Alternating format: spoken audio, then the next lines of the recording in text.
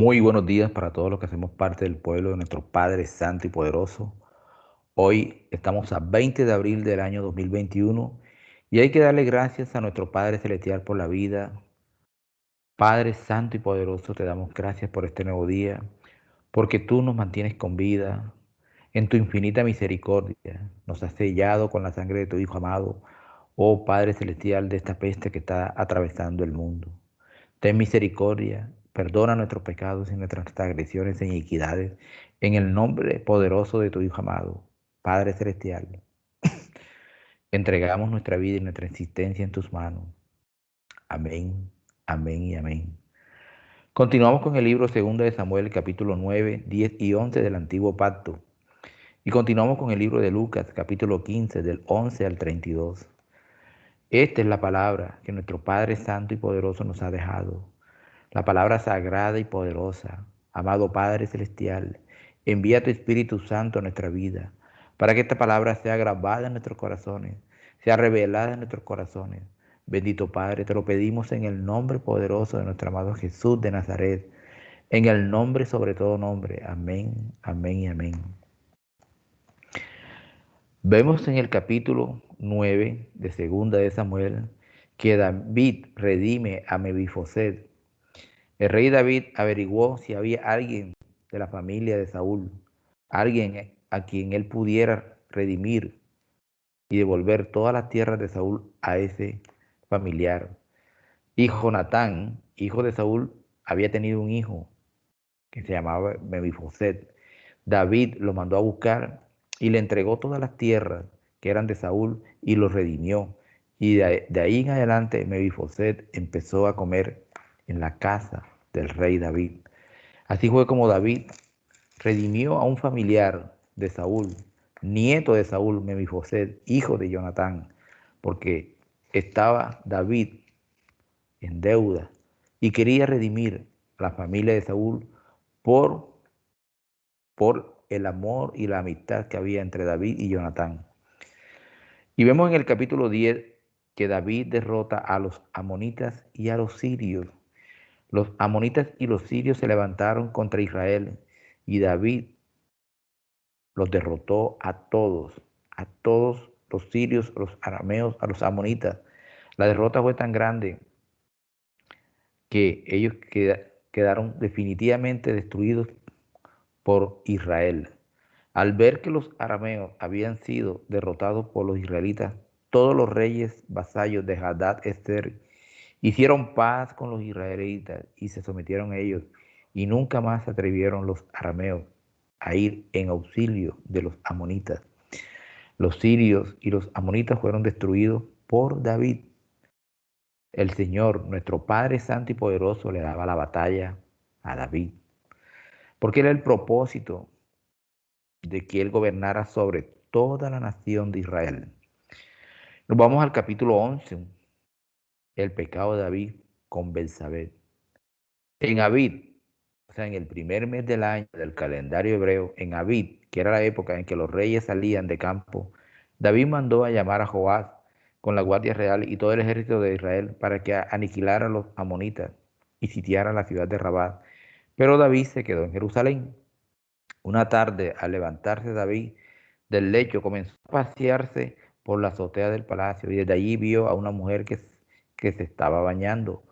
La mujer era sumamente hermosa. La escritura dice que la mujer era sumamente hermosa, por lo que David mandó que averiguaran quién era y le informaron. Se trata de Betsabé, que es hija de Elián y esposa de Urías, elitita. Entonces David ordenó que la llevaran a su presencia, y cuando Betsabé llegó a él, él se acostó con ella. Después de eso, ella volvió a su casa. Hacía poco que Betsabé se había purificado de su ciclo menstrual, así que quedó embarazada y se lo hizo saber a David. Entonces David le envió este mensaje a Joab: mándame aquí a Urías, elitita, y Joab así lo hizo. Cuando Urías llegó a David, le preguntó cómo estaban Joab y los soldados y cómo iba la campaña.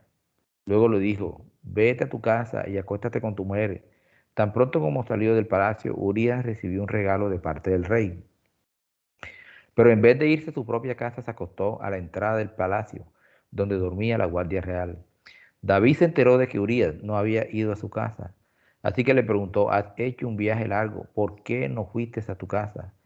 En este momento respondió Urías, tanto el arca como los varones de Israel y de Judá viven en simples tiendas de campaña, y mi señor y y mi señor Joás y sus oficiales acampan al aire libre, y yo voy a entrar en mi casa para darme un banquete y acostarme con mi esposa, tan cierto como que mi señor el rey vive, que yo no puedo hacer tal cosa. Bueno, entonces quédate hoy aquí y mañana te enviaré de regreso, replicó David. Urías se quedó ese día en Jerusalén, pero al día siguiente David lo invitó a un banquete y logró emborracharlo. A pesar de eso, Urías no fue a su casa, sino que volvió a pasar la noche donde dormía la guardia real. A la mañana siguiente David le escribió una carta a Joab y se la envió por medio de Urías. La carta decía, pongan a Urías al frente de la batalla, donde la lucha sea más dura, luego déjenlo solo para que lo hieran y lo maten.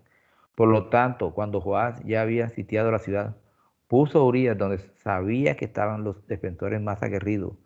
Los de la ciudad salieron para enfrentarse a Joás, y entre los oficiales de David que cayeron en batalla también perdió la vida Urías, elitita.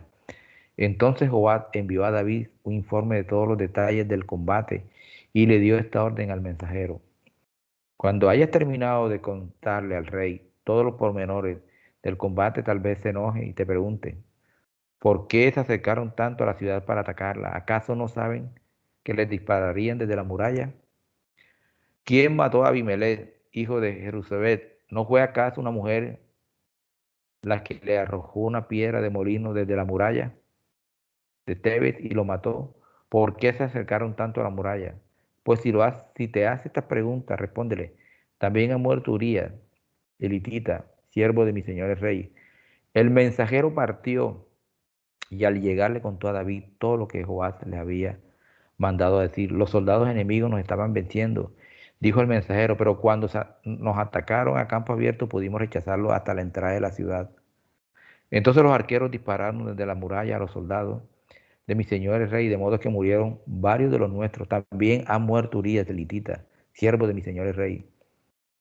Entonces David le dijo al mensajero, dile a Joab de mi parte que no se aflija tanto por lo que ha pasado, pues la espada devora sin discriminar. Dile también que reanude el ataque contra la ciudad hasta destruirla. Cuando Belsabé se enteró de que Urías, su esposa, había muerto, hizo duelo por él. Después del luto, David mandó que se la llevaran al palacio y la tomó por esposa. Con el tiempo, ella le dio un hijo. Sin embargo, lo que David había hecho le disgustó al Padre Celestial. Miren, tremendo pecado cometió David aquí. Tremendo pecado cometió David aquí. Estaba paseando, su mente divagando, paseando por el palacio, y vio a una mujer muy hermosa que se estaba bañando. La deseó en su corazón, la mandó a llamar y se acostó con ella y la dejó embarazada. Al saber que estaba embarazada, planeó, planeó la maldad. Desde su corazón planeó la maldad y parió la maldad. El destino, matar al esposo. Primero quería que la esposa se acostara con Betsabé, o sea, con su esposa. Urías se acostara con su esposa como estaba embarazada para que después el pecado quedara oculto. Pero no hay ningún pecado oculto ante los ojos del Creador, y menos con este varón que era siervo de nuestro Padre Santo y Poderoso. Y lo mandó, ve a tu casa, varias veces, ves a tu casa, pero Urías no iba porque era un soldado fiel a la tropa y se quedó siempre afuera donde dormía la guardia. Al ver que no le hacía caso, lo mandó al frente de batalla, donde la guerra era más fuerte, y le dio órdenes a Joab que lo dejara solo para que lo mataran. Miren la maldad y planificó la maldad y la perversidad. Salió del corazón de David, el corazón conforme al corazón del Padre Celestial. Pero miren que matan a Urías y David se hace como si nada. No, no se preocupen, dile a Joás que no se preocupe, porque ya le habían dado la noticia de que Urías había muerto. Y después que Betsabé, la viuda de Urías, había pasado el luto, David la mandó a llamar y la hizo su esposa. Ese, eso que cometió David era una abominación y un pecado grande delante del Padre Celestial. Lo que David había hecho había disgustado al Padre Santo y Poderoso. Y veremos las consecuencias del pecado, porque el pecado no se queda sin paga. Veremos las consecuencias de ese pecado que David había cometido, porque había quitado la vida a un hombre inocente y había cometido adulterio con una mujer casada. Y veremos el pecado. La paga del pecado es la muerte. Y vemos cómo reacciona David. Él planificó ese pecado. Planeó y planificó la muerte de Urías, paso a paso. Sí, cometió un pecado delante del Creador. Y listo, se murió Urías, no tengo ya problema, me caso con la esposa de Urías, con la viuda. Eso pensó él, pero mañana veremos lo que ocurre. Ahora nos vamos al libro de Lucas, capítulo 15, del 11 al 32. Parábola del hijo pecador que regresa a casa. Otra vez Jesús dijo, un varón tenía dos hijos, un varón tenía dos hijos. Los dos hijos representan a la casa de Judá y a la casa de Efraín o la casa de Israel. Las dos tribus, la tribu del sur y la tribu del norte. El menor le dijo al padre, el menor es la tribu de Efraín o la tribu de Israel. Padre, dame la parte de la fortuna que será mía. Por lo tanto, el padre dividió la propiedad entre ellos. Tan pronto como pudo convertir su parte en dinero, el hijo menor se fue a un país lejano donde derrochó su dinero viviendo una vida atolondrada. Así le pasó a la tribu del norte. Se fue a países lejanos, fue llevada a países lejanos. Se pervirtió y se ha pervertido y perdió su identidad. Pero después de lo que había gastado todo, después de lo que se había gastado todo, se levantó una hambruna severa en todo el país y comenzó a pasar necesidad. Así que fue a uno de las ciudades de ese país, fue a uno de las ciudades y buscó un ciudadano de ese país quien lo mandó a sus campos para alimentar a sus cerdos. Y añoraba llenar su estómago con las vainas de algarroba que los cerdos comían, pero nadie le daba ninguna. Al fin volvió en sí y dijo, cualquier cantidad de los jornaleros de mi padre tienen comida para compartir y aquí estoy yo muriéndome de hambre. Me voy a levantar, regresaré a mi padre y diré, Padre, he pecado contra ti, contra el cielo y contra ti. Ya no soy digno de ser llamado tu hijo. Trátame como a uno de tus jornaleros. Por lo cual se levantó y se dispuso a regresar a su padre. Pero cuando aún estaba lejos, su padre lo vio y fue movido a compasión. Corrió y echó sus brazos sobre él. Y besándolo tiernamente, su hijo le dijo, Padre, he pecado contra el cielo y contra ti. Ya no soy digno de ser llamado tu hijo. Pero su padre le dijo a sus siervos, pronto traigan una manta, la mejor, pónganla sobre él, pongan un anillo en su dedo y zapatos en sus pies. Traigan el becerro que ha sido engordado y mátenle. Comamos y celebremos, porque este hijo mío estaba muerto, pero ahora ha revivido de nuevo. Estaba perdido, pero ahora ha sido encontrado. Y comenzaron a celebrar. Ahora bien, su hijo mayor estaba en el campo. Cuando vino y se acercó a la casa, oyó las alabanzas y las danzas, de modo que llamó a uno de los sirvientes y le preguntó, ¿qué está pasando? El sirviente le dijo, tu hermano ha regresado y tu padre ha mandado a matar el becerro engordado, porque ya lo tiene de regreso sano y salvo. Pero el hijo mayor se enojó y no quería entrar en la casa. Por lo tanto, su padre salió y le suplicó, mira, respondió el hijo, yo he trabajado para ti por todos estos años y nunca he desobedecido tus órdenes, pero nunca me has dado un cabrito para celebrar con mis amigos. Ahora este hijo tuyo viene, quien despilfarró tu propiedad con prostitutas y por él matas al becerro engordado. El padre le dijo, hijo, tú estás siempre conmigo y todo lo que tengo es tuyo. Teníamos que celebrar y alegrarnos porque este hermano tuyo estaba muerto y ha regresado a la vida. Estaba perdido y ha sido encontrado. Parábola del hijo pródigo. Toda persona que esté perdida en el mundo puede regresar al Padre arrepentido de corazón y con toda su alma, y el Padre Santo y Poderoso a través de nuestro Mesías lo aceptará otra vez de regreso. Esa es la misericordia del Padre Celestial a través de nuestro amado Jesús de Nazaret. Pero la palabra también nos enseña las dos casas de Israel. La casa de Israel que se perdió entre las naciones y se gentilizó, se volvió pagana e incrédula y se asimiló las costumbres y tradiciones de las naciones. Pero esa casa que estaba perdida ha regresado y está regresando, como lo he comentado anteriormente, está regresando al Padre. Su hermano mayor, Judá, no lo acepta ni lo quiere, pero tiene que aceptarlo porque es su hermano, es parte de su familia, es su hermano, es parte de su pueblo. Y lo está aceptando y lo ha aceptado como actualmente. Israel está aceptando a todos los que llegan de todas las naciones que tienen raíces judías y hebreas. Están llegando a Israel, están regresando a la tierra del Padre Santo y Poderoso.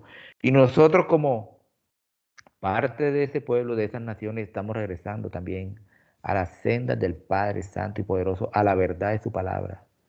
El hijo pródigo es el que regresa a su padre, arrepentido y avergonzado después de haber hecho maldad y perversidad.